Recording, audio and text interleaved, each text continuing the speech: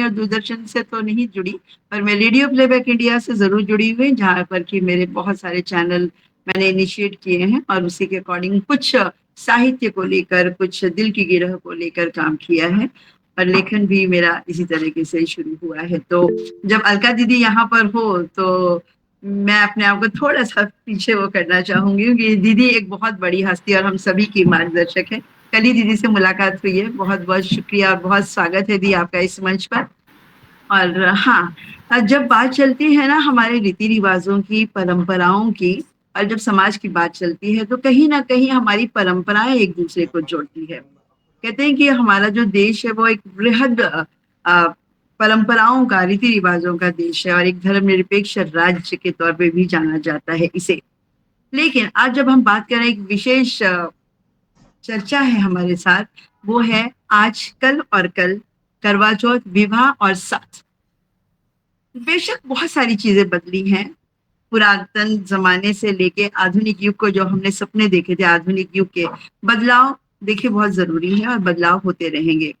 पर क्या सामाजिक मान्यताओं को या परंपराओं को जब हम बदलाव में लेते हैं, तो कहीं न कहीं विरोध होता है। आज जो स्त्री बहुत सशक्त है, बहुत अच्छी उड़ान भर रही है, तो कहीं न कहीं विचारों के तालमेल में ज़रूर फ़र्क पड़ा है इससे। तो विवाह, साथ और करवा चौथ क्या है? ये वाक़ई में एक आपस में एक गहरा रिश्ता रखते हैं, क्योंकि यह एक परंपरा है और एक मजबूत नींव प्रेम और समर्पण की भावना लिए होते एक अनूठा संगम भी आप इसे कह सकते हैं। समाज के जो आधार स्तंभ है स्त्री और पुरुष, जो कि एक दूसरे के पूरक भी है, ये कहीं न कहीं कहते हैं कि जोड़ियाँ जो है ना, ईश्वर पहले ही बना देते हैं और जब वो जोड़ियाँ बनती है, तो कहीं न कहीं एक कवायद शुरू हो जाती है अनुशासन के साथ मर्यादित व्यवहार की। और वो जो मर्यादित व्यवहार होते हैं, वो समाज में रह के विवाह संस्था के अंतर्गत ही पूरे होते हैं। और जब वो हम समाज की नींव रखते हैं, एक सृजन की नींव रखते हैं इस अनुशासन और मर्यादित व्यवहार के अंतर्गत, तब जोड़े जो होते हैं ना, वो बंध जाते हैं एक नई दिशा देने के लिए, एक नव सृजन के लिए और एक नए साथ के लिए। और इसी से शायद समाज की कई सारी इकाइयाँ, कई सारे परिवार और कई सारे अ, बहुत सारी चीज़ें, संस्थाएँ बनती हैं और एक पूरा का पूरा समाज विकसित हो जाता है और जब पूरा समाज विकसित होता है, कहीं न कहीं एक देश भी उन्नत होता है और विकसित होता है। ये तो बात हुई देश की, समाज की और लोगों की। पर जब जोड़े बनते हैं ना, तो कवायद शुरू हो जाती है एक-दूसरे को जानने की, एक-दूसरे के साथ रहने की। और जब परंपराएँ शामिल हो जाती है इसमें, तो कई सारे तीज त्योहार हमारे साथ जुड़ जाते हैं। शायद जीवन साथी का साथ, जीवन साथी की लंबी उम्र और कई जन्मों के साथ को रखने के लिए हम कई सारी रस्मों का निर्वाह करते हैं और वही रस्में, वही निर्वाह की जो स्थिति होती है ना, वो त्योहारों का रूप ले लेती है और शायद करवा चौथ भी इसी की एक अटूट परंपरा के अंतर्गत आता है, जहाँ पर हम उम्मीद करते हैं कि हमारा जीवन साथी है। वो जीवन साथी में दोनों आते हैं, पति-पत्नी भी आते हैं, पति भी मैंने देखा है कई जगह कि आजकल और कल की बात करें तो पुराने ज़माने में इतनी ज़्यादा वो चीज़ें हुआ करती थी, स्त्रियाँ इतनी प्रबल और इतनी पतिव्रता हुआ करती थी। इसके सामने देखिए आप कई सारे एग्ज़ाम्पल आपने देखे होंगे कि मौत के मुँह से वे कैसे लेकर आई बाहर और किस तरीके से ये कहानियाँ हैं, कहानी अगर हम अभी बताएँगे तो बहुत टाइम हो जाएगा। फिर वो कल था, फिर बीच का एक समय आया, हमारी माताओं का समय आया, वहाँ पे भी हमने देखा कि वो किस तरीके से जूझती थी अपने परिवार के साथ, किस तरीके से अपने साथी के साथ रहती थी और फिर आज आ गए हम आज के समाज को देखते हुए।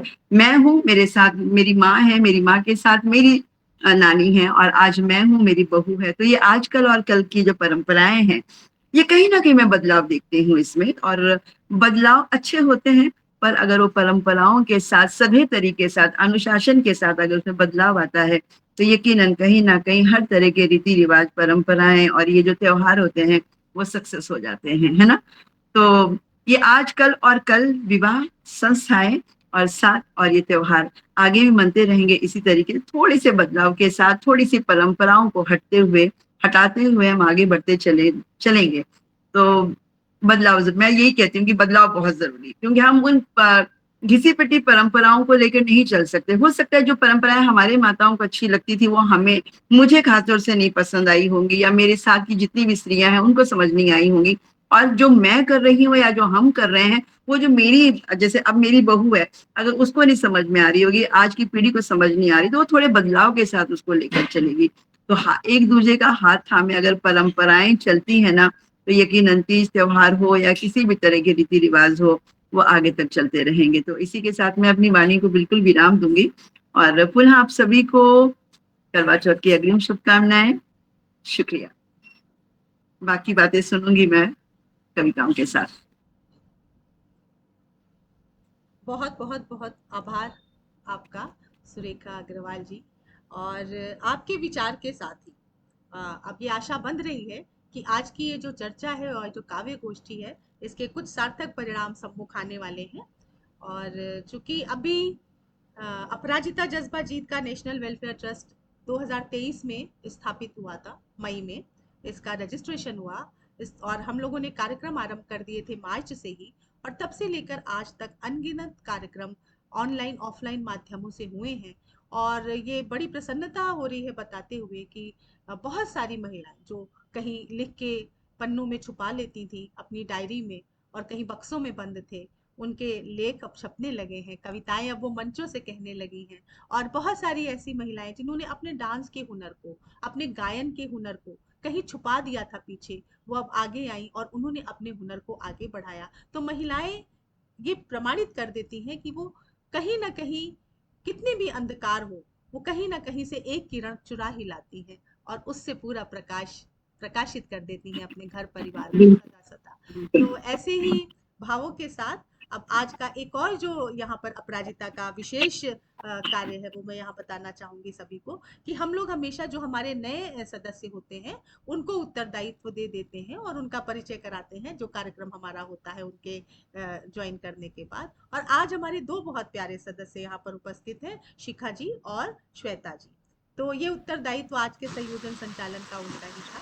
और मैं अब ये प्रस्तुत करना चाहूंगी अपना ये माइक शिखा श्रीवास्तव जी को, कि वो आगे की जो विचार गोष्ठी है उसका संचालन करें। उससे पहले मैं श्वेता जी को एक कार्य सौंपना चाहूंगी कि आप काव्य गोष्ठी के सभी सदस्यों को कृपया कॉल करके कंफर्म करके तब उनको नया वाला लिंक भेज दीजिए।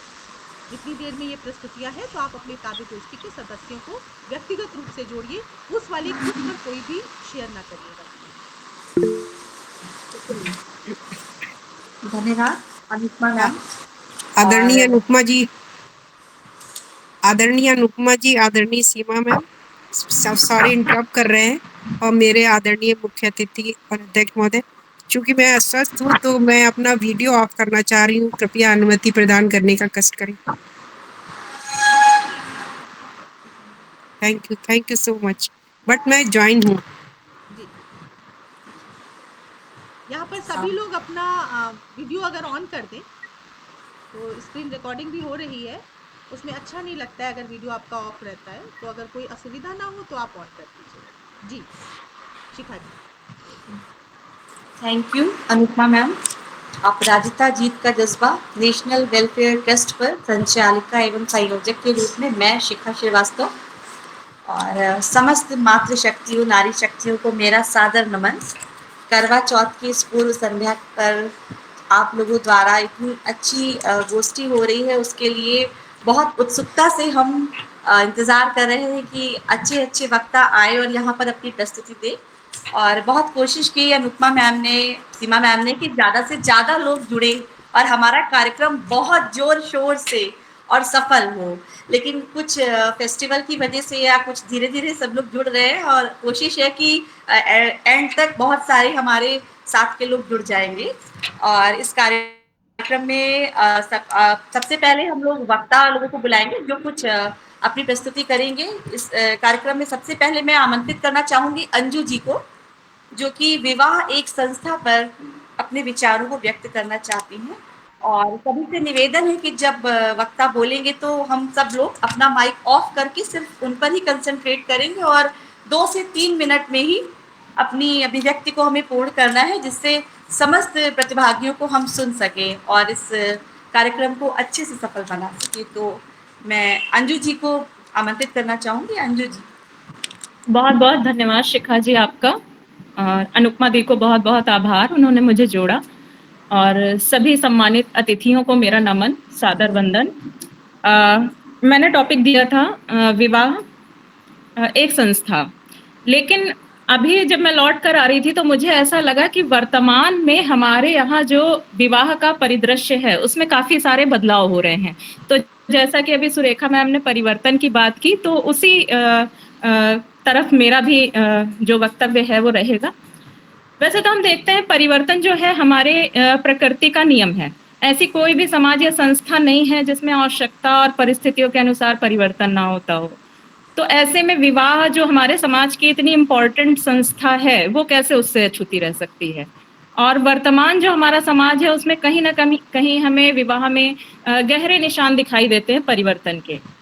तो कोई भी चीज हो जब वो नियमों और कार्य प्रणाली की व्यवस्था से बंधी होती है तो वो अपने आप संस्था का रूप ले लेती है। तो विवाह भी, जो हिंदू विवाह है हमारा या भारतीय जो हमारा सामाजिक परिवेश है उसमें जो हिंदू विवाह है, वो बहुत सारे संस्कारों और परंपराओं का नियमन है और उसी के अनुसार परंपराओं रीति रिवाजों के अनुसार मान्यता भी प्राप्त होती है। वर्तमान में अगर हम देखें तो बहुत सारे वैश्विक जो प्रतिमान हैं वो बदल रहे हैं, हम उन्हें अपना रहे हैं। पश्चिमीकरण है, व्यक्तिवादी सोच है, नगरीकरण है, संचार के जो साधन हैं चमत्कारिक रूप से एक क्रांति उसमें देखने को मिल रही है। तो उसका कहीं ना कहीं प्रभाव हमारी मानसिकता पर पड़ रहा है। प्राचीन समय में हम देखते हैं या प्राचीन हिंदू विवाह में हम देखते हैं धर्म, प्रजा और रति, ये 3 मुख्य उद्देश्य हमें बताए गए हैं। लेकिन वर्तमान में जो स्त्री पुरुष की मानसिकता में परिवर्तन आया है उससे कहीं ना कहीं हमारी जो विवाह की संस्था है उसमें भी परिवर्तन हमें देखने को मिलता है। विवाह बेसिकली क्या है? एक स्त्री और पुरुष को पारिवारिक जीवन में प्रवेश कराने के साथ ही सामाजिक, सांस्कृतिक और कानूनी रूप से स्वीकृति दिलाना। तो अगर हम हिंदू विवाह की बात करें तो हम इसमें बहुत सारे परिवर्तन प्रेजेंट टाइम में देखेंगे। जैसे विवाह के उद्देश्य में ही परिवर्तन आया है। पहले के समय में धार्मिक जो उद्देश्य थे वो हमारे प्रमुख हुआ करते थे, लेकिन अब हम देखते हैं वो सेकेंडरी हो गए हैं। उसके स्थान पर साहचर्य का जो महत्व है वो बढ़ गया है। तो पति पत्नी के रिश्तों में आत्मीय सहचरता होनी चाहिए, बहुत जरूरी है। कुछ परिवर्तन अच्छी साइड में है, कुछ परिवर्तन ऐसे भी हैं जिनका नकारात्मक प्रभाव हमें समाज में देखने को मिल रहा है। तो परिवार सहयोगात्मक तरीके से चलता रहे, इसके लिए बहुत जरूरी है कि पति पत्नी में सहचर्य का भाव हो, मित्रवत भाव हो। पुत्र जन्म का हम जैसे पुराने समय में देखते हैं महत्व बहुत ज्यादा था, लेकिन वर्तमान समय में पुत्री को ना पुत्र और पुत्री में हम कोई भी अंतर नहीं करते हैं। जिन पुराने समय में ऐसा होता था 3-4 पुत्रियां होती थी, फिर एक पुत्र होता था, पुत्र की लालसा में अपने परिवार को भी बढ़ाते जाते थे। प्रेजेंट टाइम में ऐसा हमें देखने को नहीं मिलता। तो इस तरह के लोगों की विचारधारा में अच्छे परिवर्तन भी आ रहे हैं। विवाह की सहमति में परिवर्तन आया है। पहले की अपेक्षा माता पिता, परिवार, समाज की स्वीकृति जो थी, सहमति जो थी, वो ज्यादा मायने रखती थी। वर्तमान समय में लड़के लड़की की, वर वधू की आपसी सहमति ज्यादा महत्व रखती है। शादी का जो प्रकार है वो भी हमें बदलता हुआ दिखाई दे रहा है। विज्ञापन के तहत न्यूज़पेपर में या मैट्रिमोनियल साइट के तहत अब विवाह होने लगे हैं। हमारा जो सांस्कृतिक क्षेत्र है विवाह का, उसमें बढ़ोतरी हमें देखने को मिली है। अंतरजातीय विवाह बढ़े हैं, प्रेम विवाह बढ़े हैं। तो इससे कहीं ना कहीं एक जो सामाजिक विषमता है, जो जातीय रूढ़िवादिता है, उस पर भी प्रहार हुआ है। नौकरी और कैरियर को प्राथमिकता है, तो इससे विलंब विवाह बढ़ गया है। प्राचीन समय में हमें बाल विवाह देखने को मिलता था, फिर 18 और 21 वर्ष की आयु का प्राविधान हमें देखने को मिला। लेकिन वर्तमान में नौकरी और कैरियर को ज्यादा इम्पोर्टेंस देकर हम जो विलंब विवाह है उसकी तरफ तेजी से बढ़ते जा रहे हैं। इसके अलावा विधवा पुनर्विवाह जो एक्ट है हमारा 1856, उसके द्वारा महिलाओं की स्थिति में काफी सुधार आया है। पहले बहुत महिलाओं की स्थिति, जो कम आयु में विधवा हो जाती थी, उनकी स्थिति बहुत खराब होती थी समाज में, लेकिन वर्तमान में अब उनको भी बाकी लोगों के समान अधिकार है।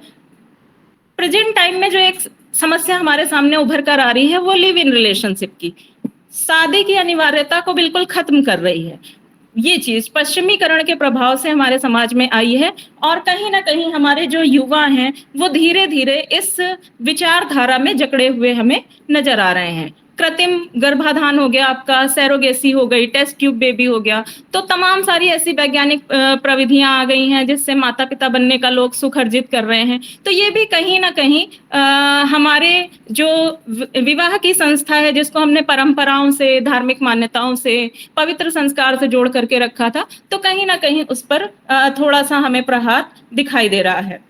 तलाक के, हिंदू विवाह अधिनियम के 1955 के तहत तमाम सारे हमारे ऐसे अधिनियम बन गए हैं जिसने महिलाओं की स्थिति को काफी ऊंचा उठाया है। महिलाओं को संपत्ति में अधिकार मिला है, भरण, अगर तलाक लेती हैं तो भरण पोषण का राइट मिला है। तो ऐसे में कहीं ना कहीं महिलाओं के जो अधिकार हैं उनको सुरक्षित करने का कानून व्यवस्था ने काम किया है। लेकिन जो ये बदलाव हो रहे हैं वो कहीं ना कहीं हमें सामाजिक और पारिवारिक विघटन की तरफ भी लेकर जा रहे हैं। तो ऐसे में जो हमारा समकालीन समाज है उसमें विवाह एक समझौते के रूप में बनता चला जा रहा है, जबकि हमारी मान्यता क्या है, हिंदू विवाह एक पवित्र संस्कार है। तो ऐसे में नैतिक विकास का दायित्व हमारी विवाह संस्था पर है, परिवार पर है। सामाजिकरण का जो दायित्व है वो विवाह संस्था पर है, परिवार पर है। तो ऐसे में कहीं ना कहीं जो हमारे त्योहार होते हैं, हमारी ये परंपराएं होती हैं, वो कहीं ना कहीं हमें अपने जो परंपरागत थॉट्स हैं, परंपराएं हैं, उनसे जोड़ने का काम करती हैं। तो ऐसे में सबसे पहले तो हमें आवश्यकता इस बात की है कि संस्कारगत रूप से हम इस पे विचार ना करते हुए इसकी विवाह की जो एक लंबी ऐतिहासिक यात्रा है उस पर हमें विचार करना आवश्यक है कि प्रेजेंट टाइम की जो कुछ नकारात्मक परिस्थितियां हमारे सामने उभर रही हैं वहां तक हम कैसे पहुंचे हैं। तो इसके लिए हमें हर स्टेप पर, जैसे दीदी अभी बात कर रही थी कल, आज और कल की, तो हर एक स्टेप पे क्या क्या अच्छे बदलाव हुए हैं, क्या क्या उनके नकारात्मक अप्रोच हमारे सामने रहे हैं, तो उन पर हमें कार्य करने की आवश्यकता है। और उनमें कहीं ना कहीं सहयोग, उनको खत्म करने में कहीं ना कहीं हमारी परंपराएं, अगर हम उनको आध्यात्मिक तरीके से नैतिक विकास के दायरे में रखते हुए, उनका सही से नियमन करते हुए क्रियान्वयन अपने परिवार में करें, समाज में करें, तो कहीं ना कहीं हम इन समस्याओं से बच सकते हैं। तो इन्हीं शब्दों के साथ मैं अपनी बात को यहीं विराम देना चाहूंगी। धन्यवाद। बहुत बहुत धन्यवाद अंजू जी। मैं दो शब्द कहना चाहूंगी शिखा जी। हाँ, मैं चूंकि अंजू बोल रही थी और सुरेखा जी ने भी जैसा कि कहा, तो जो हमारे प्राचीन समय में स्वयंवर की जो प्रथा थी, यानी कि आपके पास वर चुनने की एक ताकत थी।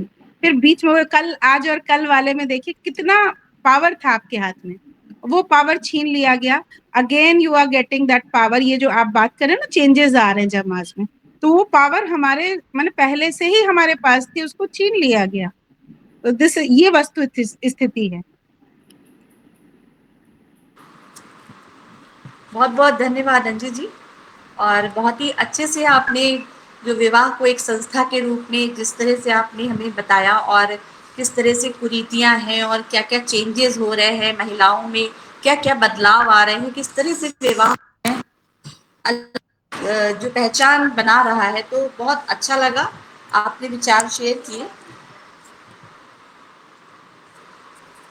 और इसी क्रम में मैं आमंत्रित करना चाहूंगी बरखा सिंह जी को, जो कि करवा चौथ के महत्व पर अपने विचारों को व्यक्त करेंगी। तो मैं आमंत्रित करना चाहूंगी बरखा जी को। नमस्कार सभी को। अभिनंदन स्वरा दीदी और अलका जी का, और सभी सखियों को बहुत बहुत नमस्कार, स्वागत है सभी का। मैं यहाँ पर कल, आज और कल के संदर्भ में तो कुछ भी बोलने नहीं आई हूँ, बस अपने मन की कहने आई हूँ। करवा चौथ एक परंपरा है, एक उत्सव है, एक व्रत है जो कि सुहागन स्त्रियां और जिनकी शादी नहीं हुई होती है वो भी रखती हैं। इसीलिए जैसे कि अंजू जी ने अभी बोला, विवाह के संदर्भ में भी जो बोला, तो जैसे थोड़ा सा मैं एक पंक्ति में कहना चाहूंगी कि हमने अपने जैसे शिक्षा में पढ़ा है कि पहले 8 तरह के विवाह होते थे, उसमें से एक विवाह गंधर्व विवाह था। यही गंधर्व विवाह आज लिव इन रिलेशनशिप का एक परिवर्तन रूप हो गया है। और इससे भी कुटिल एक विवाह था जिसका नाम राक्षस विवाह था, उसमें तो बकायदा अपहरण कर लेते थे। तो तब भी अभी हमारी परिस्थितियां थोड़ी बेहतर ही चल रही हैं।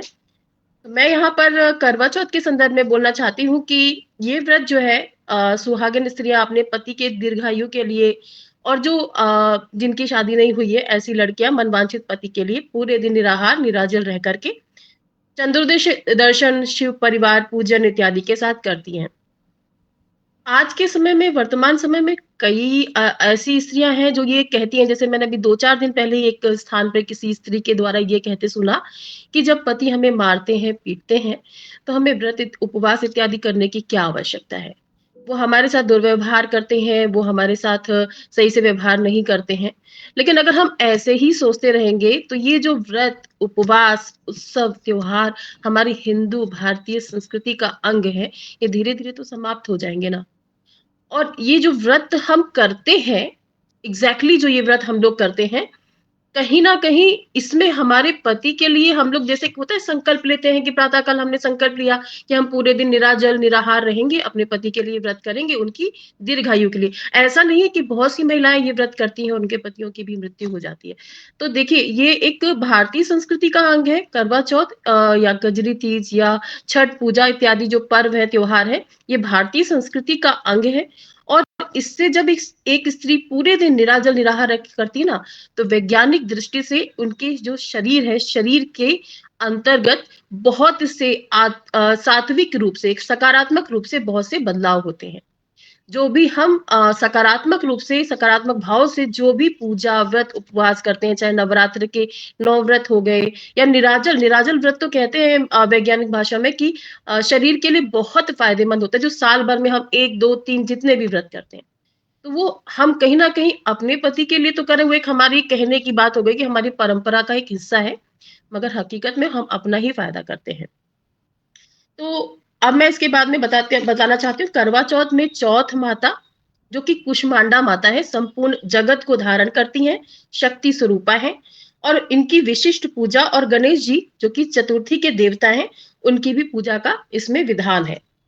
अब स्वरा दीदी ने करवा माता के बारे में बताया तो मैं इसकी एक छोटी-सी शॉर्ट स्टोरी मेरे पास 3 मिनट है मैं कहना चाहती हूँ। करवा की बहुत सी कथाएँ प्रचलित है, उसमें करवा माता का नाम आता है कि वो बहुत पतिव्रता स्त्री थी और एक बार ऐसा हुआ कि नदी में स्नान करते हुए उनके पति को मगर ने पकड़ लिया और उन्होंने कच्चे सूत के धागे से उसके मुँह को बाँधा और अपने पातिव्रत्य के उससे यमराज के पास पहुँच गई, अपनी पूरी बात कही और कहा कि मगर को मारो और मेरे पति को जीवन दान दो। तो यमराज ने कहा कि भई आपके पति को तो मैं जीवन दान दे दूँगा, मगर मगर की आयु शेष है। मगर उन्होंने अपने पातिव्रत्य से उनको श्राप तक देने को वो उद्यत हो गई कि नहीं, उस मगर ने मेरे पति को क्यों पकड़ा? और उसके बाद यमराज जो है, जैसे कि कथा में प्रचलित है कि यमराज ने जो है भयभीत होके, श्राप के भय से भयभीत होकर के और जो है उनके पति को जीवन दान दिया और मगर को मृत्यु के घाट उतार दिया। यद्यपि ये जो समय हमारा वर्तमान समय चल रहा है, इतनी पतिव्रता स्त्रियां इस आधुनिक काल में होना संभव नहीं है। मगर मेरा जो मानना है कि श्रद्धा और लगन से कुछ भी संभव है, क्योंकि सकारात्मकता पूजा पाठ में ही तो है। तो श्रद्धा और लगन से सब कुछ संभव है, बस इसीलिए आज भी नारियां करवा चौथ पर इस व्रत को विधि विधान से करके निराजल निराहार अपने अखंड सौभाग्य की कामना करती हैं। वैसे तो कई जगह केवल चंद्र दर्शन अर्घ की परंपरा है, मगर अगर विधि विधान से इस व्रत को किया जाए तो सर्वप्रथम गणेश जी का पूजन किया जाना चाहिए। उसके पश्चात बेसन, लड्डू, केला और जो यहाँ पर मैं एक बात और कहना चाहती हूँ कि ये प्रकृति का भी पूजन है। अभी सीमा दीदी ने कुछ दिनों पहले एक पूजा का जो है उसका नाम मुझे नहीं याद आ रहा है, सीमा दीदी बताएंगी। बंगाली में अभी रिसेंटली एक पूजा हुई है, उसमें भी शायद नए चावल लक्ष्मी पूजो, जी दीदी कोजागरी तो लक्ष्मी पूजो, जी जो जी बिल्कुल लक्ष्मी पूजा वाले, लक्ष्मी वो पूजा अभी आपकी शरद पूर्णिमा वाले दिन थी। जी जी जी शरद तो दीदी पूर्णिमा दैट उसमें इज भी लक्ष्मी पूजा, बट वो जी कहते हैं कोजागरी लक्ष्मी पूजो, जहाँ पे दुर्गा जी की जी पूजा होती है, वहीं जी पे जी छोटी सी प्रतिमा रख के वो पूजा होती है कि धन धान्य की आप कामना करते हैं। तो उसमें वही जो नए नए हमारे धान होते हैं ना दीदी, क्योंकि धान जो सबसे ज्यादा होता है वो बंगाल में ही होता है, तो बंगाल में ये विशिष्ट पूजा मानी जाती है। जब नया चावल आता है, नया धान आता है, उसका नया चावल होता है, तो हम लोग भी करवा चौथ में उसी नए चावल का विशिष्ट रूप से प्रयोग करते हैं, चाहे चूरे के रूप में, चाहे चावल के रूप में, जैसे भी उसका जैसे पूरब दिशा में या पूर्वी साइड में लोग जो है इसका फरा बनाते हैं, और उड़द का भी प्रयोग इसमें किया जाता है। तो इसमें चावल का चूरा पिन्नी बना करके जो सुहागन स्त्रियां होती हैं वो चंद्रमा को अर्घ देते हुए क्या बोलती है, ये भी सुनिए। चंदा चंदा अर्घ लो, हमका सुहाग दो। ये मैंने अपनी माँ से सुना था, मैंने सोचा इसको भी आपको शेयर करूं। चंदा चंदा अर्घ लो, हमका सुहाग दो। और इसमें है चंद्र दर्शन का जो है 4 तरह से किया जाता है। सबसे पहले छलनी से दर्शन करते हैं, फिर एक लट से चांदी की पायल से उनका नमन करते हैं, फिर करवा से आरती करते हैं, और फिर चलनी से दर्शन करके पति का पूजन करते हैं। तो इस प्रकार से ये जो चंद्रमा के दर्शन, यानी एक प्रकृति का हिस्सा चंद्रमा भी है और एक प्रकृति का हिस्सा हमारा नया धान भी है। तो ये प्रकृति की भी पूजा हो गई और हमारी एक शरीर के का भी जो है संवर्धन हो गया, और हमारी भारतीय परंपरा को जो हम आगे लेकर चले आ रहे हैं, इसका भी एक कार्य संपूर्ण हुआ। तो यहीं पर मैं अपनी वाणी को विराम देना चाहूंगी। सभी को करवा चौथ की बहुत बहुत शुभकामनाएं। शुक्रिया। बहुत बहुत धन्यवाद, आभार बरखा जी आपका।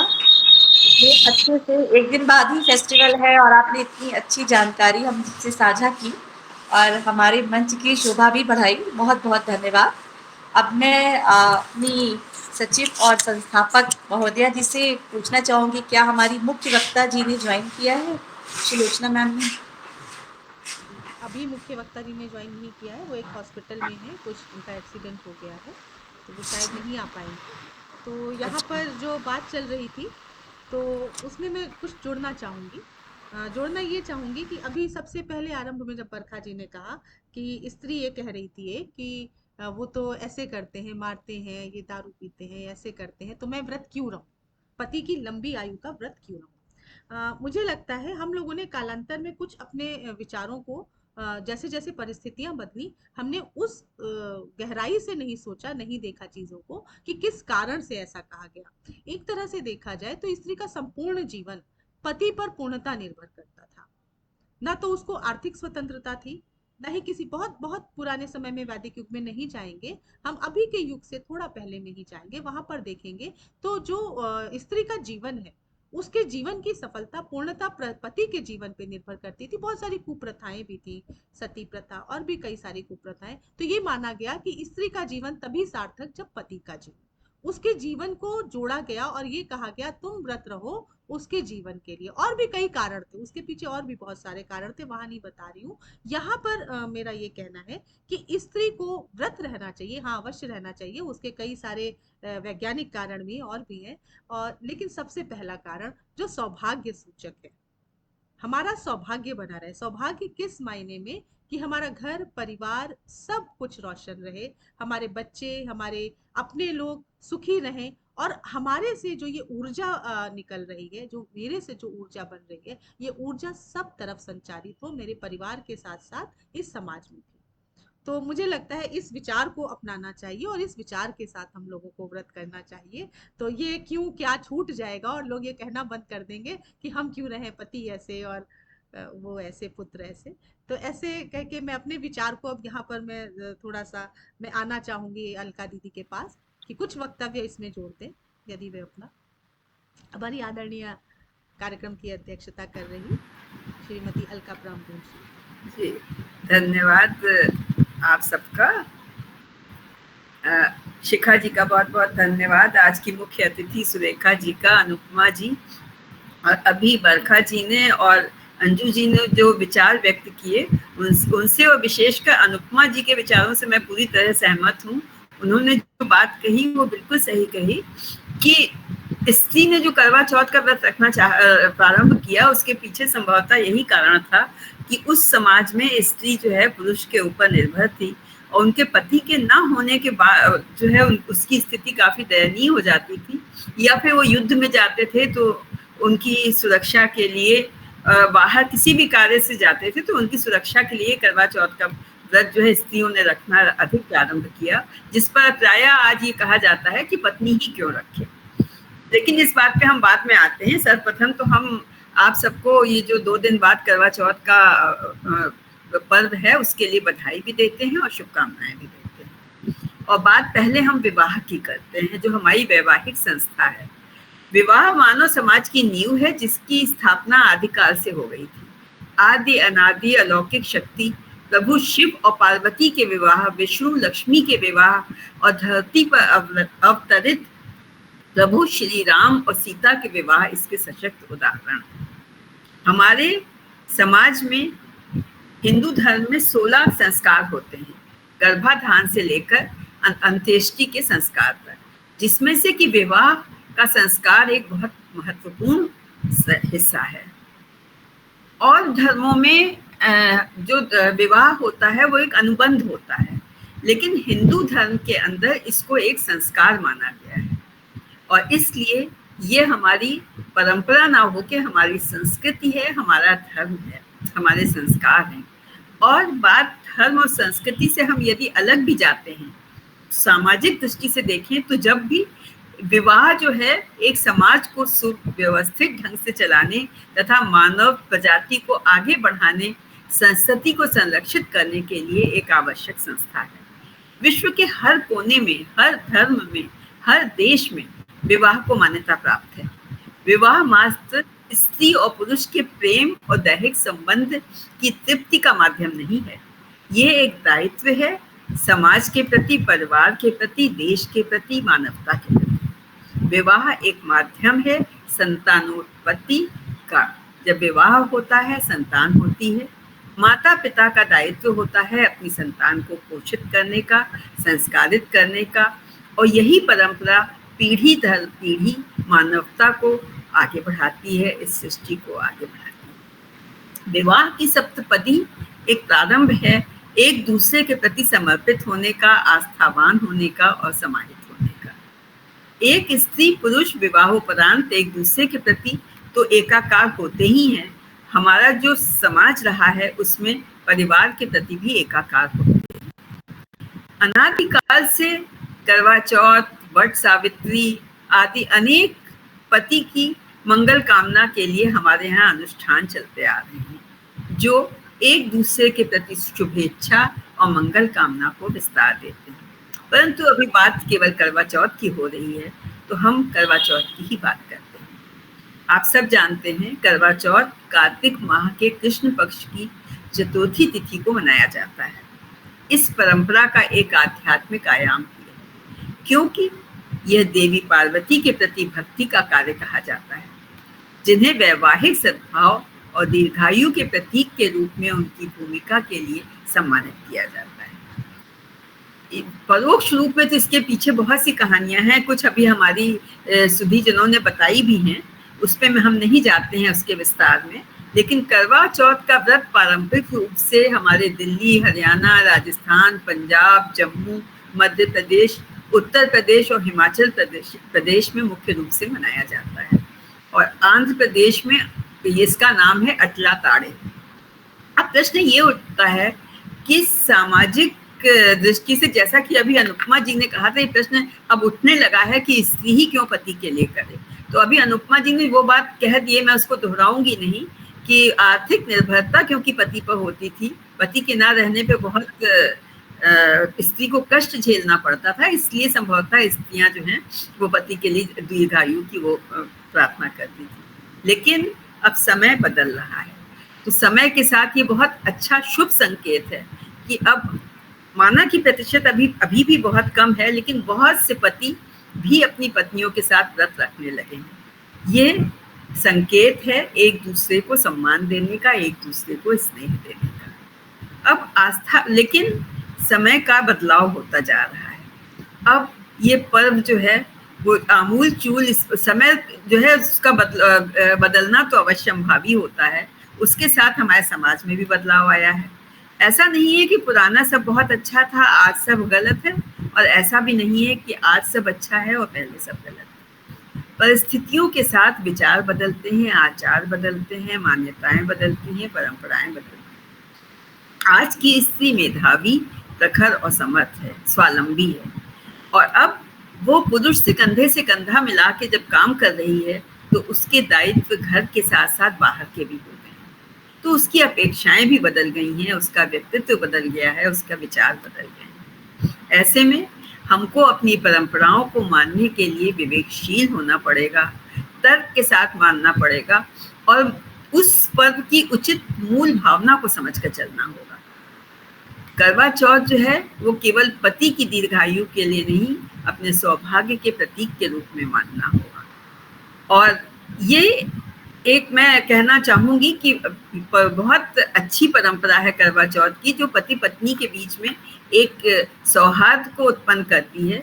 लेकिन आजकल बदलाव के साथ ये पर्व एक समारोह बनता चला जा रहा है। आनंद उठाया जाए, इसमें कोई आपत्ति नहीं है, लेकिन मूल आत्मा जो है वो आस्था की है, उसको भूल कर समारोह को मनाना उचित नहीं है। श्रृंगार करना हमारी संस्कृति है, हमारी परंपरा है, मेहंदी और आलता लगाना प्रसाधन और बस। लेकिन आज क्या हो रहा है? आज पहले लोग विवाह के जोड़े में ही पूजा करते थे, आज हर पर्व पे नए आभूषण, नए प्रसाधन, पार्लर में इतने महंगे महंगे उसमें जाके मेहंदी लगाना, और इससे माना ये सब बाजारवाद की वजह से हो रहा है। लेकिन हमको अपनी विवेक का प्रयोग करना होगा और उसके मूल उद्देश्य को देखना होगा, क्योंकि जो समर्थ हैं उनके लिए ये दिखावे की चीज हो गई है, लेकिन मध्यम वर्गीय और निर्धन जो हैं वो इससे जो है हीन भावना से त्रस्त होते हैं। उनकी लालसा होती है कि हम भी ऐसा करें, और जब नहीं हो पाता तो प्रायः घर में इसकी वजह से मानसिक संत्रास भी होता है। तो ये स्थिति नहीं आना चाहिए। हमको ये विवेक रखना चाहिए कि ये इसकी मूल भावना क्या है, इसमें प्रगाढ़ आत्मीय मधुर संबंध और मंगल कामना है, ना कि उसको दिखावे की चीज मान के चलना। और एक पक्ष और है, आज जब समय बदल गया है तो हमारी वैवाहिक संस्था चरमराने लगी है। इसका दोषी पूरा समाज है, मैं तो मानती हूँ, क्योंकि पूर्व में स्त्री को इतना दबाया गया कि जब वो समझने लगी कि उसे समर्थ बनना है तो उसने विरोध करना प्रारंभ किया। तो वो स्वावलंबी हो गई है, तो कहीं कहीं वो स्वावलंबी होने के साथ साथ अति की ओर भी बढ़ रही है, स्वच्छंदता की ओर भी बढ़ रही है। और इसका दोषी वो समय है जब स्त्री को बहुत दबाया गया। और आज भी जब स्त्री पुरुष से कंधा मिलाकर चल रही है, तो बहुत जगह पति पत्नी को बराबर मानने को स्वीकार नहीं कर पा रहा, क्योंकि उसकी मानसिकता अभी उतनी नहीं बदली है जितनी की बदलनी चाहिए। तो परिवार दोनों के सामंजस्य से चलता है, समाज दोनों के सामंजस्य से चलता है। एक संतुलन नहीं बैठाएगा तो गाड़ी जो है वो पटरी से उतर जाएगी। आज पारिवारिक दायित्वों से दूर जाने के उद्देश्य में, जैसा कि अभी हमारी एक वक्ता ने कहा, युवा लिव इन रिलेशनशिप में रहने लगे हैं, या विवाह करते हैं लेकिन संतान के दायित्व से बचने के लिए संतान उत्पन्न करने से कतराने लगे हैं। ऐसे में करवा चौथ जैसे अनुष्ठान का औचित्य मात्र पार्टी और सजने धजने का माध्यम बनता चला जा रहा है। जीवन में उत्सव धर्मता आवश्यक है, आनंद लेना आवश्यक है, श्रृंगार का अपना महत्व है, लेकिन समाज, मानवता, परिवार के हित में ही हमारा हित है। व्यष्टि की समष्टि से ही सृष्टि चलती है। अतः अपनी संस्कृति और परंपराओं की मूल भावनाओं को अक्षुण्ण रखना हमारा दायित्व है, और इस विवेक के साथ हम यदि करवा चौथ मनाएंगे तो निश्चय ही हम सबका मंगल होगा, समाज का मंगल होगा। इसी भावना के साथ मैं आप सबको शुभकामनाएं देती हूँ।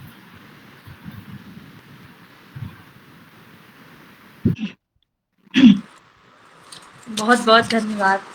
और पता है, मैं बोलना चाहूंगी अलका जी के पक्ष में ही थोड़ा सा, जी यही जो आज कल और कल की हम बात कर रहे हैं, ये जो बदलता प्रारूप है समाज का, जो परंपराएं बदल रही हैं, और उस परंपराओं के बीच में मैं बोलने से बाज नहीं आती कि हम ना, हमारे समाज में हम स्त्रियां ना मुरब्बा हो चुकी हैं। वो संस्कार इतने हमारे अंदर भरे गए हैं ना कि हम चाहे कितनी भी ऊंची उड़ान ले लें, हम बहुत कोशिश करेंगे कि नहीं, हमें ये चीज करनी है, हमें इस तरीके से बदलाव लाने हैं, लेकिन जो घुट्टी पिलाई जाती है ना स्त्रियों को बचपन से, वो कहीं ना कहीं दी वो रहेगी हमारे बीच में।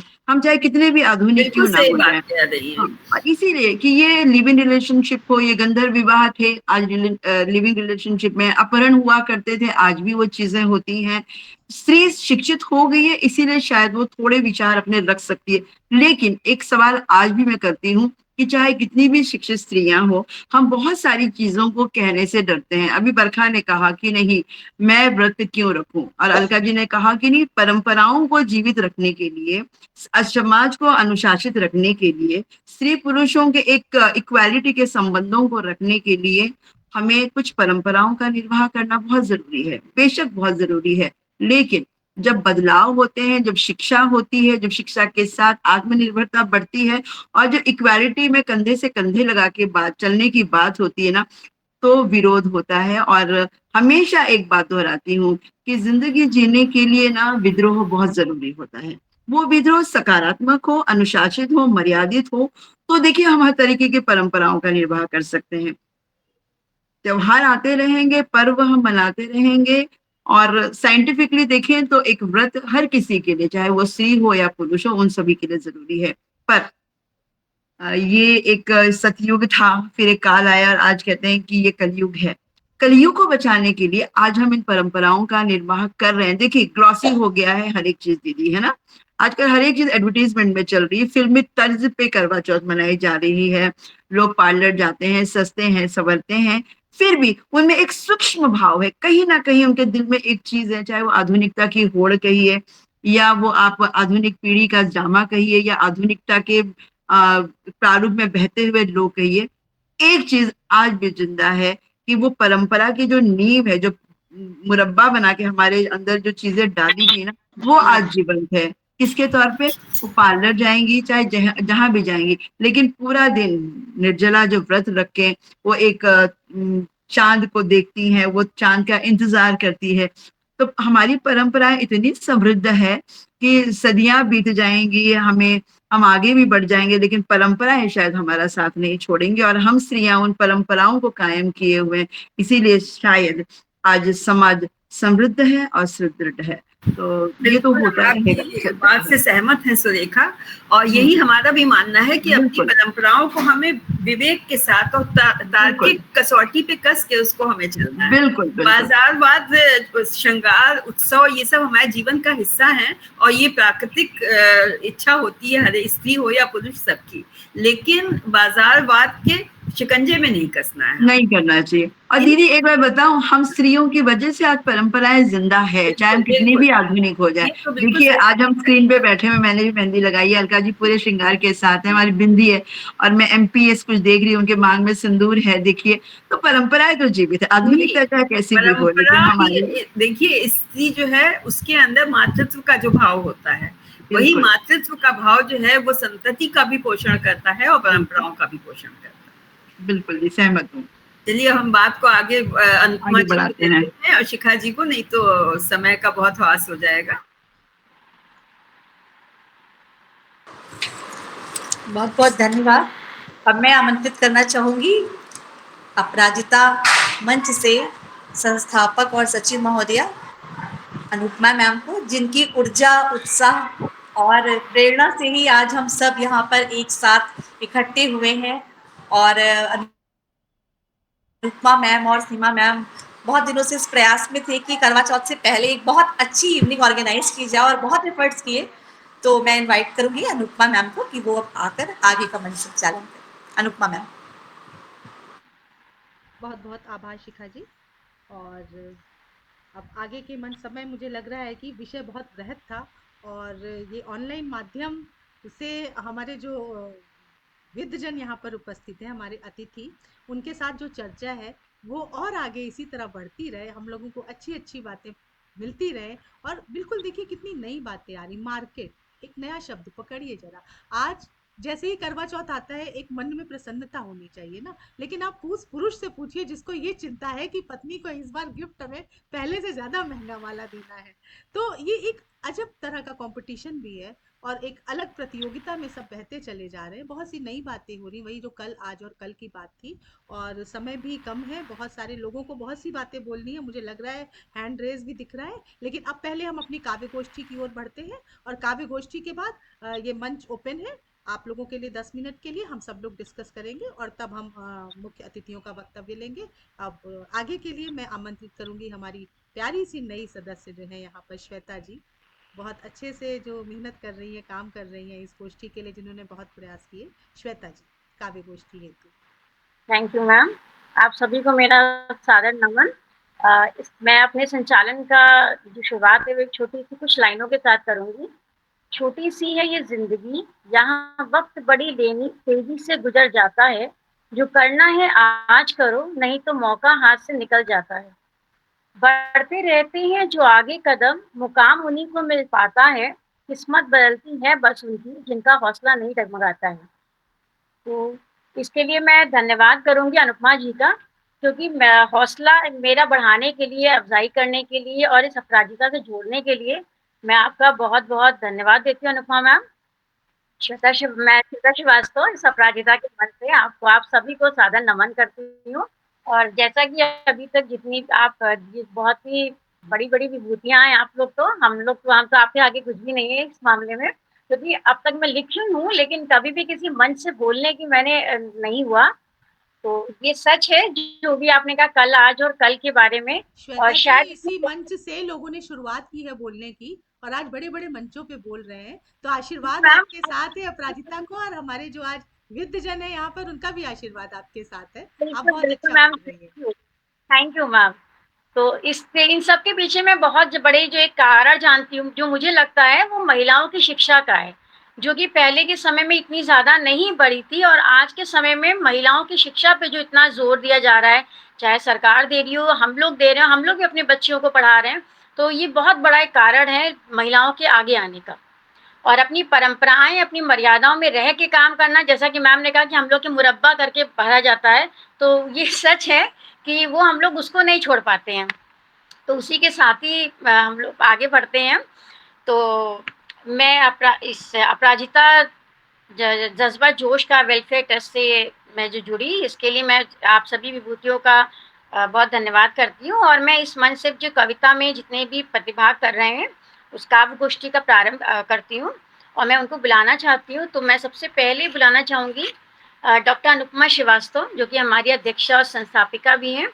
उनको मैम प्लीज। मुझे लग रहा है मैं बहुत बोल चुकी हूँ। अब काव्य गोष्ठी हमारे प्रतिभागी करें, लेकिन अब माँ शारदे माँ के चरणों में एक छोटा सा 2 पंक्ति नमन की प्रस्तुत करते हुए मैं आगे बढ़ूंगी।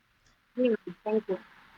माँ शारदे एक ऐसा वर दे, लेखनी नवगीत भर दे। माँ शारदे एक ऐसा वर दे, तिमिर का संताप हर ले। ज्योति पुंज प्रकाश घर दे, कर सकूं मैं महिमा मंडन। ऐसे शब्दों का चयन दे, अमर हो ये काव्य अनुपम। ऐसा ज्ञान ध्यान फल दे, माँ शारदे।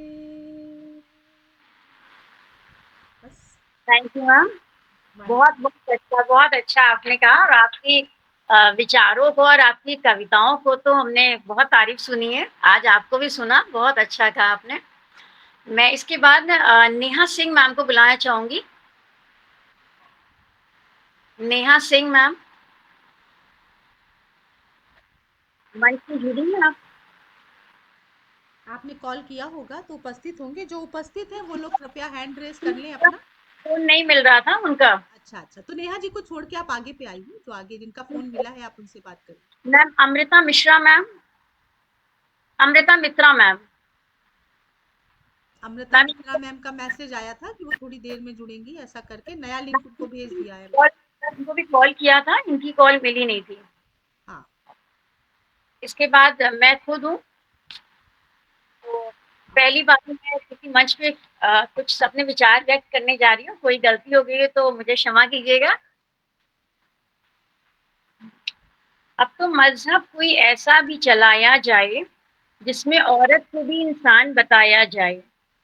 जलाएं सती चिंताएं तंदूर झुलसाए, कोई बतलाए कहाँ घर से ये बसाया जाए। जिस्म ही सिर्फ नहीं दिल भी एक हो अपने, मेरा आंसू भी तेरी आंखों में पाया जाए। अपनी खुशबू मुझे देने में जिसे रोज ना हो, जिसे रंज ना हो, फूल इस किस्म का गुलशन में खिलाया जाए। इस नए दौर का हो करवा चौथ कुछ ऐसा, मैं रहूं भूखी तो तुझसे भी ना खाया जाए। अब तो बेजार हो चुका पुरानी सरगम से, वक्त चाहता है नया राग सुनाया जाए। मेरा है ख्वाब कि अब रोशनी हो तो ऐसी, खून किसी का ना हो चिरागों में जलाया जाए। धन्यवाद। कुछ पंक्तियों के साथ यदि बहुत मुझसे कुछ गलती हुई तो मैं माफी चाहूंगी। और इसके साथ मैं बुलाना चाहूंगी पूजा गुप्ता मैम को, जिनसे मेरी बात हुई थी, ये मंच पे हैं। पूजा गुप्ता लिंक भेजा था पूजा गुप्ता जी को। मैम, उन्होंने कहा था मैं ये ज्वाइन कर चुकी हूँ। अच्छा, जी जी, मैं पूजा गुप्ता, एडवोकेट पूजा गुप्ता, आप सभी को सादर प्रणाम। मैं गोरखपुर उत्तर प्रदेश से हूँ और करवा आप सभी मातृशक्ति को मेरा सादर प्रणाम। और आप सभी विभूतियों ने बहुत अच्छे अच्छे विचार व्यक्त किए, विशेषकर महिलाओं के लिए। जो आज का थीम है कल आज और कल, वो समय कोई भी रहे, महिलाएं अपनी गरिमा से हर समय में जीती हैं, मैं जहाँ तक मानती हूँ। और करवा चौथ एक ऐसा त्योहार है जहाँ मैं ये मानती हूँ कि जैसे कि एक गाड़ी जो है बिना दो पहिए के नहीं चल सकती, वैसे एक सार्थक जीवन जो है पति पत्नी के अकेले के नहीं चल सकता है, उन दोनों को साथ आना ही पड़ेगा। और दोनों गाड़ी के पहिए हैं, दोनों में सामंजस्य, विचारधारा का, प्रेम का, स्नेह का, सम्मान का होना चाहिए। इन्हीं विचारों के साथ मैं एक ऐसी अपनी स्वरचित कविता प्रस्तुत करने जा रही हूँ जो व्यक्ति के समाज में उसके होने को प्रदर्शित करता है कि व्यक्ति क्यों महत्वपूर्ण है और उसके जाने के बाद भी लोग उसे क्यों याद रखें। तो मेरी कविता का शीर्षक है, मैंने समझाया अपने दिल को। मैंने समझाया अपने दिल को, ऐ दिल एक दिन तू पछताएगा, गैरों के आंसू पोछेगा तो बदले में गम तू पाएगा। ये सारे चेहरे नकली हैं, इन चेहरों से तू प्यार न कर, करके बंद अपनी आंखों को यूं हर एक पे एतवार न कर।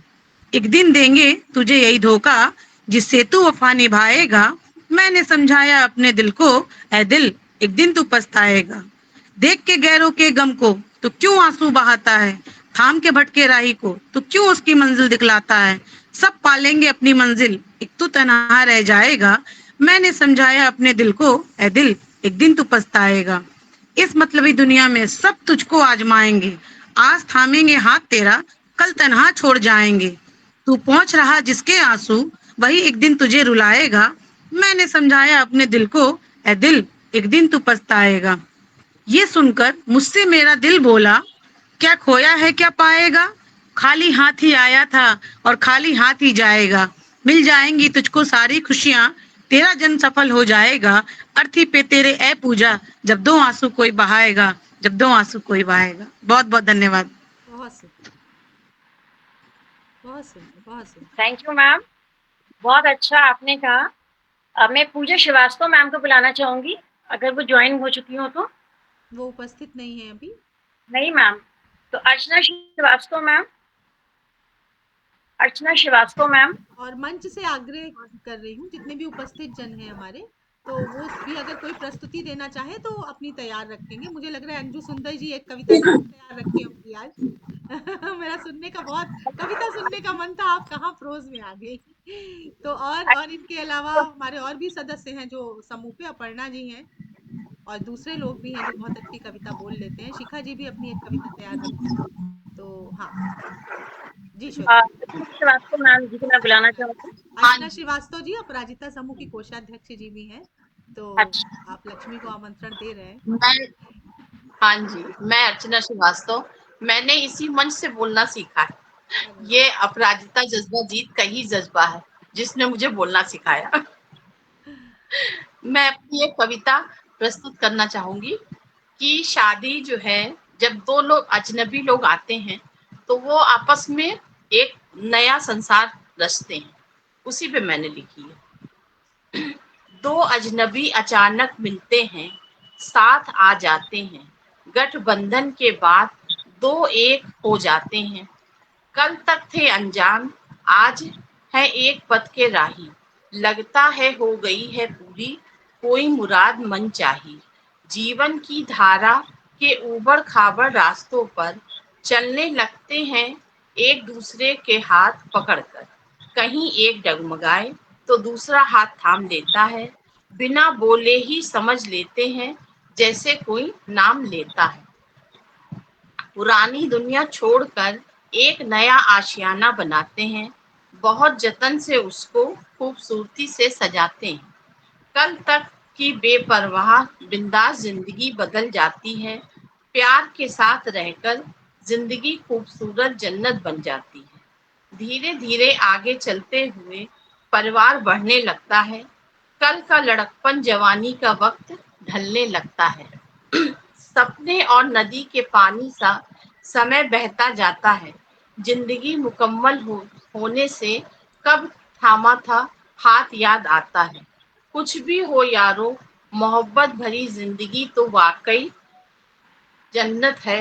कोई जीना कहे या चाहे कुछ, हमारे लिए तो ये एक इबादत है। पता ही न चला कब बीत गया सारा वक्त, ख्वाबों ख्यालों सा।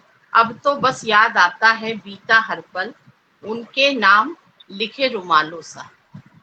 इसी के साथ मैं विराम देती हूँ, और मैंने आज ही लिखी इसको। अरे क्या बहुत अच्छा बहुत खूबसूरत, अच्छा आपने कहा, थैंक बहुत यू। खूबसूरत। इसके साथ कुछ और लोगों ने भी ज्वाइन किया है, मैं उनके नाम लेना चाहूंगी। जो भी मंच पे हो कृपया वो ज्वाइन अपने विचारों को व्यक्त करें। अंजलि मैम, अंजलि मैम है, Aparna Saxena ma'am, hello. Yes ma'am. हाँ जी। मैम आप कुछ कहना चाहेंगी? हाँ जी, हाँ, बस एक मिनट। जी अपर्णा मैम। जी उप सचिव हैं अपराजिता की, और हमारे साथ बहुत सारे सदस्य अपराजिता के पदाधिकारी भी जुड़े हुए हैं। निधि जी जुड़ी हुई हैं, निधि जी संगठन मंत्री हैं अपराजिता की। और हाँ, बरखा सिंह भी तो हमारी बहुत प्यारी सदस्य हैं, बहुत पुरानी। हेलो। हाँ, और हाँ, अपर्णा जी अब आ गई हैं ट्रेन में अपने वीडियो के साथ जी। सबसे पहले तो मुझे शुरुआत से मैं सुन रही हूँ और बहुत ही अच्छा लग रहा है सबके विचार सुन के। सुरेखा मैम और अलका मैम की बातें मैंने सुनी, मुझे बहुत अच्छा लगा। और ये श्वेता जी और शिखा जी का भी बहुत बहुत धन्यवाद। आज थैंक बहुत यू। अच्छा संचालन कर रही हैं आप दोनों ही। बहुत अच्छा लग रहा है क्योंकि इससे पहले मैं संचालन करती रही हूँ, अनुपमा जी की देख रही हूँ।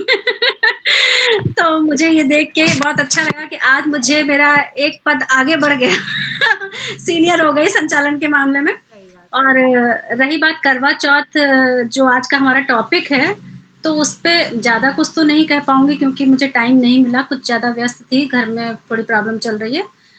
तो मैं बस इतना कहना चाहूँगी, जो भी हमारे संस्कृति हैं, परंपराएँ हैं, हम चाहे कितनी भी उन्नति क्यों ना कर लें, कितना भी आगे बढ़ जाएँ, लेकिन हमें अपनी संस्कृति, अपनी परंपराओं को कभी भी नहीं भूलना है, अपने रीति-रिवाजों को हमेशा उनका पालन करना है और अपने आगे आने वाली पीढ़ियों को उन रीति-रिवाजों से परिचित कराना है। यही हम, अगर हम अपने रीति-रिवाज, अपने संस्कार, अपनी पीढ़ी को, आगे आने वाली पीढ़ी को, अपने बच्चों को सिखा ले जाते हैं, दैट मीन्स हम बहुत ज़्यादा एजुकेटेड हैं। उसके अलावा हम चाहे कितना भी आगे बढ़ जाएँ, अगर हम अपने बच्चों में संस्कार नहीं दे पा रहे हैं, मतलब कुछ भी नहीं है।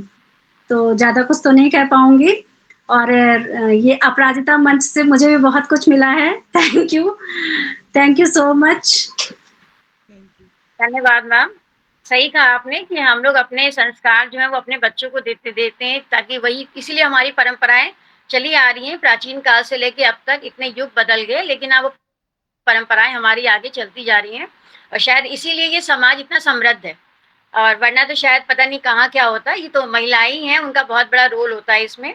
इसके बाद में बुलाना चाहूंगी मधु श्रीवास्तव मैम को। मधु श्रीवास्तव मैम, सीमा मैम। मधु जी का ऑडियो वीडियो बंद है। सीमा मैम तो हमारे अध्यक्ष जी हैं, वो कार्यक्रम में भी धन्यवाद शाली ज्ञापित करेंगे। और शाली संध्या वर्मा जी हैं, कृपया वीडियो ऑन कर लीजिए अपना। संध्या वर्मा जी, अपराजिता मंच एक ऐसा मंच है जो कोशिश आरती मैम, करता है कि सभी मंच से आके कुछ ना कुछ अपने विचार प्रकट करें, बोलें। जितने भी उपस्थित हैं आमंत्रित हैं। हाँ, संध्या वर्मा जी बताइए।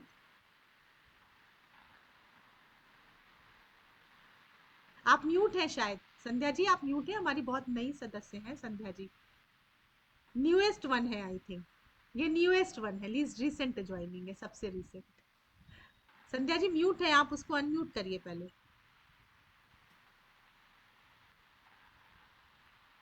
स्क्रीन पे देखिए, आपको म्यूट दिखाई दे रहा है। माइक जो दिखे इसको क्लिक कर दीजिए तो आप अनम्यूट हो जाएंगी।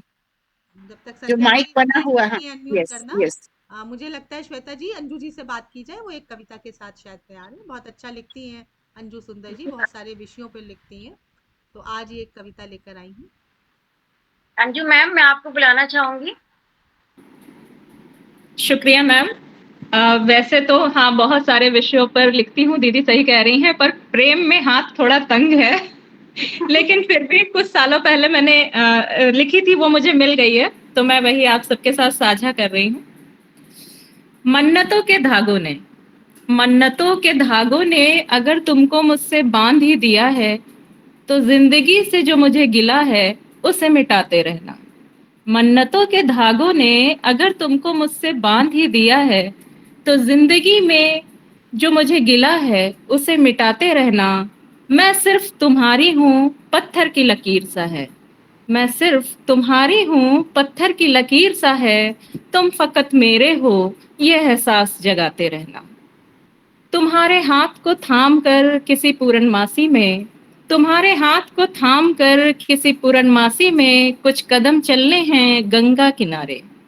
तुम्हारे हाथ को थाम कर किसी पूरनमासी में कुछ कदम चलने हैं गंगा के किनारे। सुना है मोहब्बत की निशानी भी खूब दमकती है चांदनी रात में। सुना है मोहब्बत की निशानी भी खूब दमकती है चांदनी रात में। नंगे पैर समंदर की ठंडी रेत पर, नंगे पैर समंदर की ठंडी रेत पर जब लहरें दिल को उछाला दे दें। समंदर, नंगे पैर समंदर की ठंडी रेत पर जब लहरें दिल को उछाला दे दें। तुम्हें बाहों में थाम कर लड़खड़ाना, तुम्हें बाहों में थाम कर लड़खड़ाना। सर्दियों में गर्म चाय की चुस्की और बारिश में लंबे सैर। सर्दियों में गर्म चाय की चुस्की और बारिश में लंबी सैर। कुछ गुनगुनाते हुए तुम्हें देखना, कुछ चिट्ठियां, कुछ गजलें, रुबाइयां। अभी तो सब छिपा है भविष्य की पोटली में। कुछ गजलें, कुछ चिट्ठियां, कुछ रुबाइयां। अभी तो सब छिपा है भविष्य की पोटली में। तुम साथ होगे तो ये आसानी से खुल जाएगी। तुम साथ होगे तो ये आसानी से खुल जाएगी और सिकवे मिट जाएंगे जिंदगी से। जो तस्वीरी ख्याल है जहन में वो अपनी बुलंदी को पालेंगे। जो तस्वीरी ख्याल है जहन के वो अपनी बुलंदी को पालेंगे। इन्हीं पंक्तियों के साथ बहुत बहुत आभार।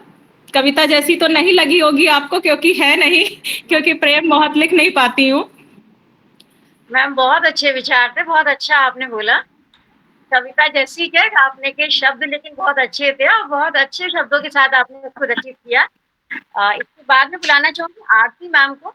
आरती मैम मुझे इसमें है लेकिन वीडियो उनका ऑफ है, अगर वो सुन रही हो मुझे तो प्लीज ज्वाइन करें। आरती जी हमारी संगठन मंत्री हैं और गुड लिसनर हैं, वो बोलेंगी शायद ही। आरती जी अगर अनम्यूट करके बोले तो। Okay ma'am. मैम फिर निधि मैम। मैम तबियत मैं ज्वाइन करे हुई हूँ, सुन रही हूँ सबको। आज कुछ फीवर सा है। अच्छा आरती को फीवर, ओहो, टेक केयर जी।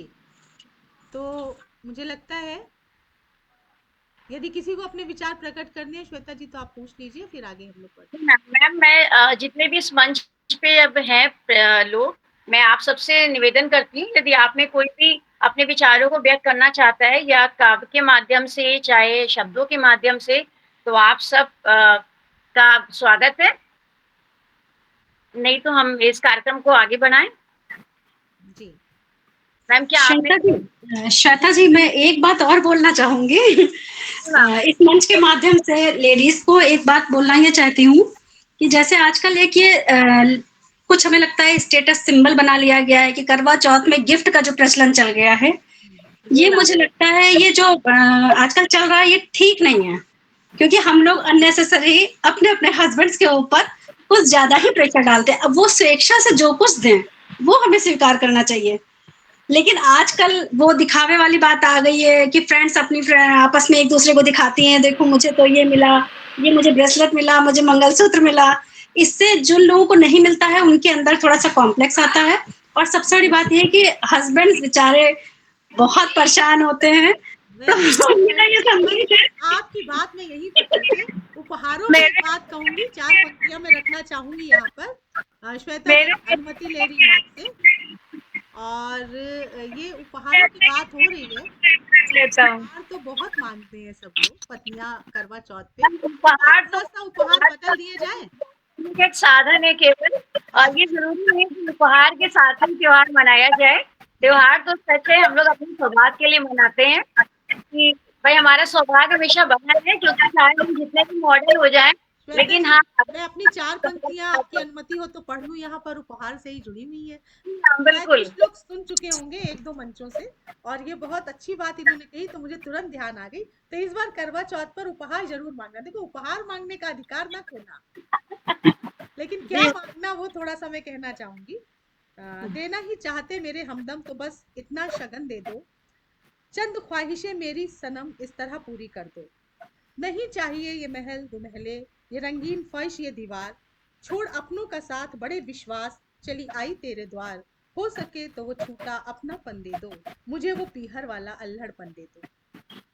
किसने मांगा ये चूड़ी ये कंगन ये हार, ये तो है बस दिखावे के मेरे यार। मुझे मेरी वो किताब और कलम दे दो, वो घर की खुली छत और नीला गगन। नहीं ख्वाहिश बनूं मालिक, सजाऊं चाबी पल्लू में, किसे शिकायत मैं रहूं ना रहूं हरदम तुम्हारे ही पहलू में। लेकिन मुझे मेरे वंशों के नामों में लिखा दे दो, देना ही चाहते हो मेरे हमदम तो बस इतना शगन दे। तो ऐसी कुछ चीजें मांगनी चाहिए मुझे लगता है महिलाओं को शगन में और उपहार में अपने पतियों से। कोई वापस नहीं कर सकता है, कोई नहीं वापस कर सकता है, ना लड़पन वापस कर पाएगा ना कुछ भी वापस कर पाएगा। बस ऐसे निराश नहीं होना है। हमारी संध्या जी कह रही है वो वापस नहीं, सोचिए कितना दर्द है। मैं इस पे अब थोड़ा सा कंक्लूडिंग रिमार्क लेना चाहूंगी हमारी सुरेखा अग्रवाल जी से। देखिए, जब बात चल रही है करवा चौथ की ना, तो कल आज और कल पे जब हम आते हैं तो हमारी माएँ बहुत समझदार थी, हमारी मायों की माएँ भी बहुत समझदार थी। मैं समझदार नहीं हूँ, मैं उम्मीद करती हूँ कि मेरा पति मुझे कुछ दे। चूंकि मायका दूर का है और वो चीजें समय पे नहीं मिल सकी मुझे कभी भी, क्योंकि मैं महाराष्ट्रियन हूँ बेसिकली, और हमारे यहाँ करवा चौथ की जगह वट पूर्णिमा मनाई जाती है। तो ये था कि मैं पहली बार तो नहीं आ पाई थी कुछ भी चीजें, तो पतिदेव ने ये कहा कि परेशान होने की जरूरत नहीं है, तो उन्होंने पहली करवा चौथ में ही पहला उपहार देना शुरू कर दिया, यानी कि उपहार मुझे देना शुरू कर दिया, जो कि आज 32 साल की शादीशुदा जिंदगी में हर साल मुझे मिलता है। और जब नहीं मिलता है तो मैं बेशक यहाँ पे मुख्य अतिथि के रूप में हूँ, लेकिन कहीं ना कहीं एक अल्हड़पन जिंदा है अलका जी हमारे में भी। तो मैं जिद करती हूँ कि नहीं मुझे वो चीज चाहिए। इससे मेरी श्रद्धा कम नहीं होती, क्योंकि देखिए हम अपने जीवन साथी से प्यार करते हैं तो जीवन साथी भी हमसे उतना प्यार करता है। तो एक छोटे मोटे उपहार जब हम एक दूसरे को देते हैं किसी भी माध्यम से, किसी भी आयोजन में, किसी भी एक पर्व में अगर हम उपहार देते हैं तो एक बहुत ही सकारात्मकता का और बहुत ही एक प्यारा सा बंधन और मजबूत हो जाता है। तो उपहार लेते रहिए, ऐसा नहीं कि उपहार नहीं लेने, बिल्कुल लेते रहिए। पति के सामर्थ्य को भी देखिए। और अपर्णा अभी कह रही थी कि नहीं थोड़ी सी पति पे दया करिए, तो देखिए दया की बात नहीं होती यहाँ पे। जब करवा चौथ मनाया जाए तो ये प्रेम का पर्व भी है ना, तो उस प्रेम के पर्व में अगर हम थोड़ी सी अगर मैम सॉरी मैम दया नहीं बोल रही थी, मेरा मतलब ये था जो स्वेच्छा से दे उसको स्वीकार करें हम लोग। नहीं, अरे पति नहीं देते कभी कभी, तो स्वेच्छा यहाँ काम नहीं करती। है ना? तो थोड़ा-सा करवा चौथ पे थोड़ा-सा वेट करिए। रुको, सुनो जो मैं कह रही हूँ, करवा चौथ पे कोई नो, नो, नो, नो, मैं जितनी भी यहाँ नारी शक्ति बैठी है, अब मैं अलका जी के सामने इतना बोलने में थोड़ा-सा घबरा रही हूँ, बोलेंगी सुरेखा तुम इतना बोलती हो? लेकिन हाँ, हमारे हक हमें मिलने चाहिए। ये विमेन राइट की बात हो रही है तो कुछ अधिकार क्षेत्र के अंदर आता है। हर एक चीज़ मेरे कवरेज क्षेत्र के बाहर नहीं है, पर कुछ चीज़ें तो है ना जो कवरेज क्षेत्र के अंदर है। तो आप लेती रहिए उपहार, उनकी सलामती की दुआएँ करती रहिए, इस परंपराओं को निभाते रहिए और इस परंपराओं को निभाते-निभाते हम एक विश्व को, एक भारत को एक त्योहारों के ज़रिए समृद्ध कर सकते हैं। तो दोबारा कोई नहीं बोलेगा कि मतलब उपहार नहीं लेने, उपहार लेने हैं, प्रेम बना रहता है इसमें और करवा चौथ के लिए एक ऊर्जा आती है, देखिए ऊर्जा आती है। तो आगे बात करती हूँ मैं क्योंकि चर्चा का विषय है, मज़ेदार भी होता जा रहा है, पर और भी लोग हैं जिन्हें हमें सुनना है, बहुत सारे रचनाकार हैं। स्वागत है आप सभी का। थोड़ी हल्का-फुल्का हो जाना चाहिए माहौल को। चलिए शुरू करते हैं। Thank you ma'am. मैम क्या मंच पे और कोई है जो अपने विचारों को व्यक्त करना चाहता है? हाँ, यस बरखा, मैम। बरखा। सिंह जी हैं, वो कुछ कहना चाह रही हैं। बरखा मैम। बरखा जी मेरी हमारे सदस्य की वो एनर्जी है ना, वो नेवर एंडिंग जिसे कहा जाता है।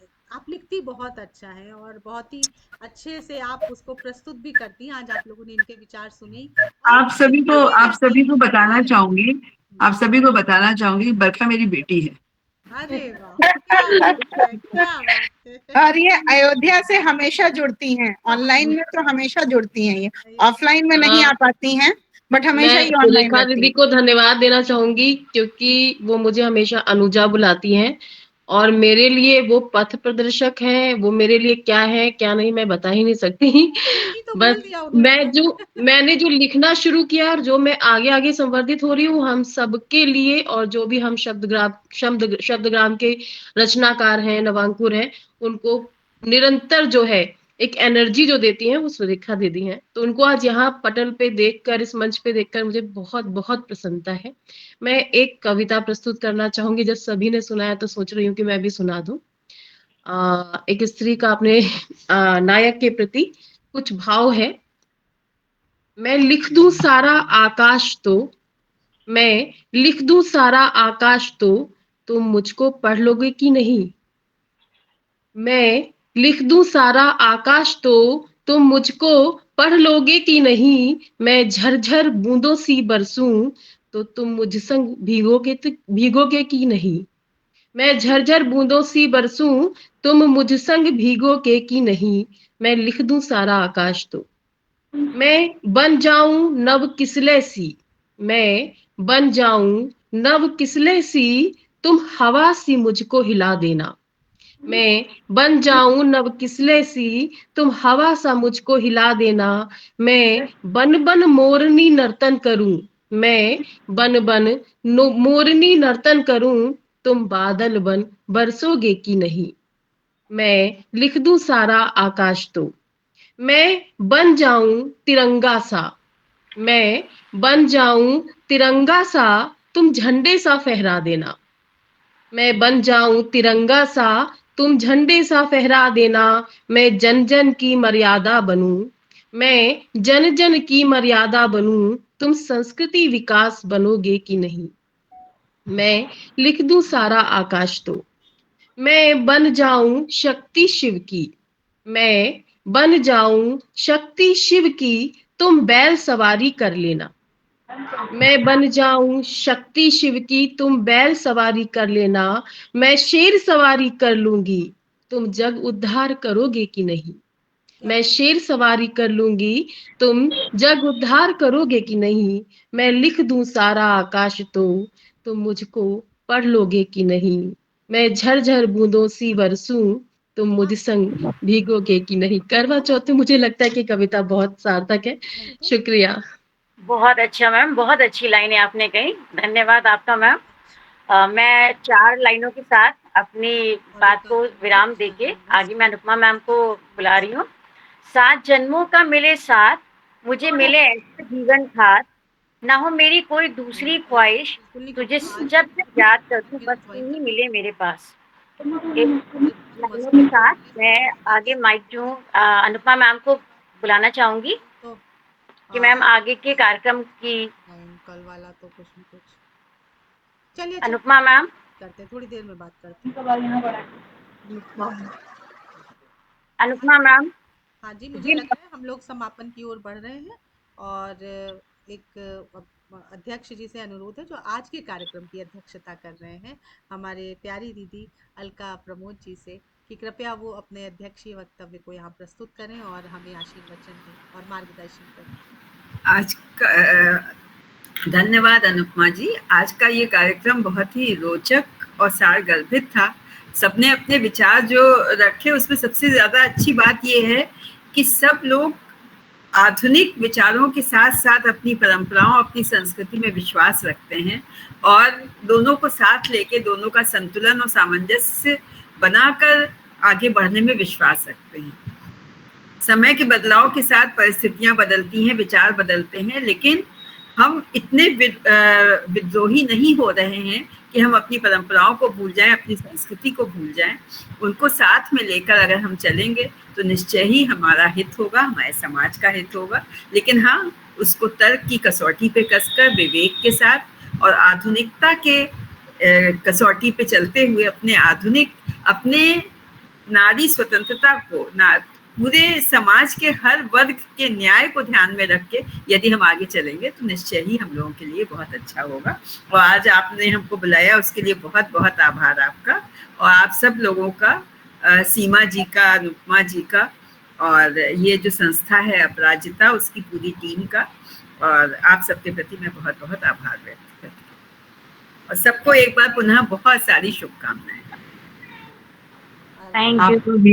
हमारी संरक्षक अंजलि दीदी है मंच पर उपस्थित, तो क्या मैं आपको आमंत्रित कर सकती हूँ आज के धन्यवाद ज्ञापन के लिए? वो अस्वस्थ है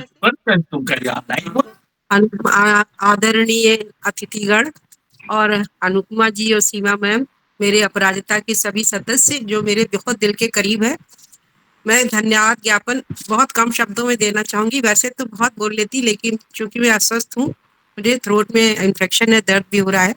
आप सबने इतना अच्छा बोला, इतना अच्छा उत्साहवर्धन किया है और ऐसी बातें बताई हैं जो हमारे लिए बहुत जरूरी है, और ये हमें अपनी आगे की पीढ़ी को भी ट्रांसफर करना अति आवश्यक, क्योंकि अगर उन्हें ट्रांसफर नहीं करेंगे तो उन्हें कैसे पता चलेगा।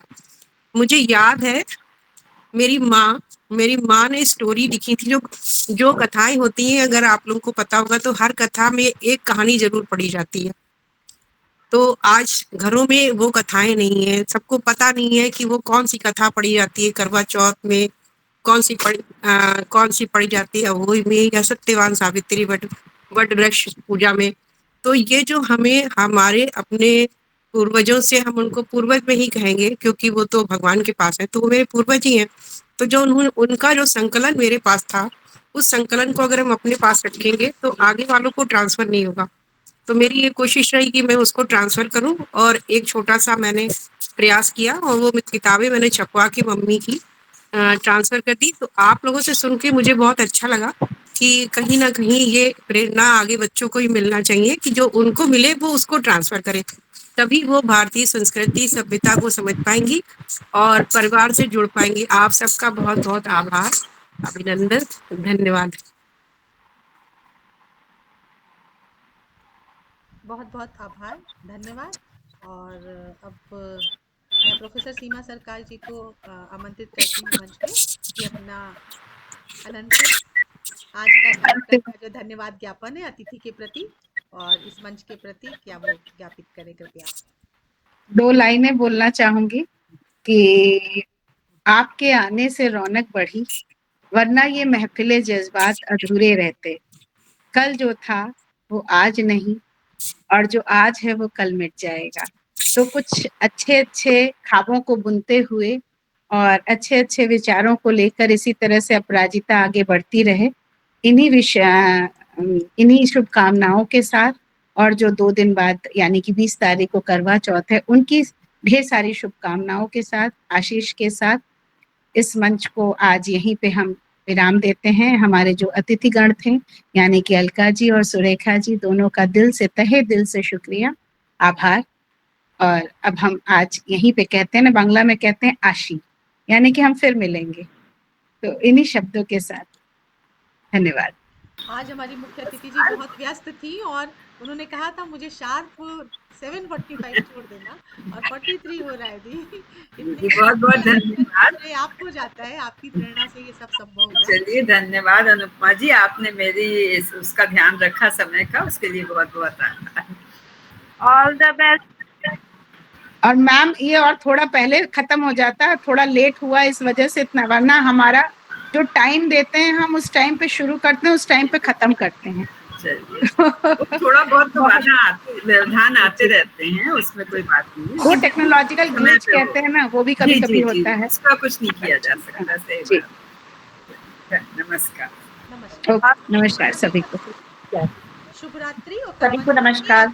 शुभकामनाएं। आप सभी का शुक्रिया। नमस्ते अलका दी। नमस्ते सुरेखा जी।